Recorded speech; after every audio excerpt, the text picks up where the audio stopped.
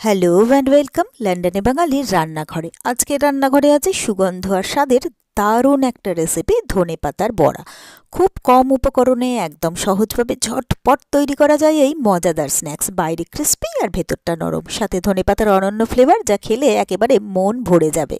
তো প্রথমেই বেশ খানিকটা ধনেপাতা কেটে নিয়েছি। তো এবারে আমি ধনেপাতার মধ্যে দিয়ে দিচ্ছি 2 চামচ বেসন, দিচ্ছি 1 চামচ ময়দা, এবারে দিয়ে দিচ্ছি 2 চামচ চালের গুঁড়ো, এবারে দিয়ে দিচ্ছি স্বাদমতো নুন, তারপরে দিচ্ছি কাঁচা লঙ্কা কুচি, দিয়ে দিচ্ছি 1/4 চামচ বেকিং সোডা, দিয়ে দিচ্ছি হলুদ গুঁড়ো, এবারে দিয়ে দেবো কালো জিরে, আর দিয়ে দেবো অল্প একটু চিনি। তো প্রথমে সব আমি ভালো করে মিশিয়ে নেব।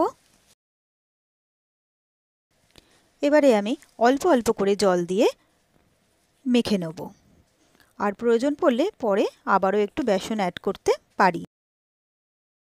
একেবারে জল দিলে বেশি করে পাতলা হয়ে যেতে পারে, সেই জন্য অল্প অল্প করে জল দিয়ে মেখে নেব। তো আমার আরও একটু বেসনের প্রয়োজন হলো, আমি আরও 1 চামচ বেসন এতে অ্যাড করলাম।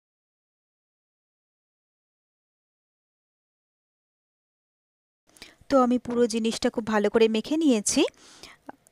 ঠিক এরকমভাবেই মাখতে হবে, মিক্সারটা যেন পাতলা না হয়ে যায়। এবারে আমি ফ্রাইং প্যানে তেল দিয়ে দিলাম। তেলটা গরম হলে এবারে আমি একে একে বড়াগুলো ভাজতে দেব। মিডিয়াম টু লো ফ্লেমে কিন্তু ভাজতে হবে, হাই ফ্লেম দিলে হবে না, তাহলে চট করে পুড়ে যাবে। দিয়েছি, এইবারে এক পিঠ ভালো করে ভাজা হলে অপর পিঠটা ভাজতে হবে, সেই জন্য একে একে সব বড়াগুলো আমি উল্টে দেব।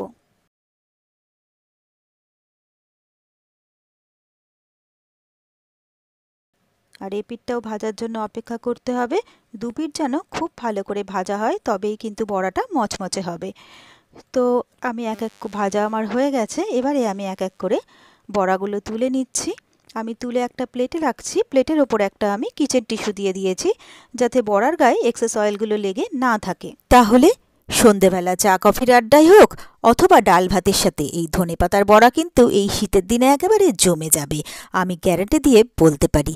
আর আমার রেসিপিগুলো আপনাদের কেমন লাগছে অবশ্যই কিন্তু কমেন্টস করে জানাবেন। ভিডিওগুলোতে লাইক করে প্লিজ আমার সাথে থাকবেন, পাশে থাকবেন। আর আমার চ্যানেলটা যদি আপনারা নতুন চেক করতে থাকেন তাহলে প্লিজ চ্যানেলটাকে সাবস্ক্রাইব করে নেবেন আর পাশে থাকা বেল আইকনটা প্রেস করে দেবেন।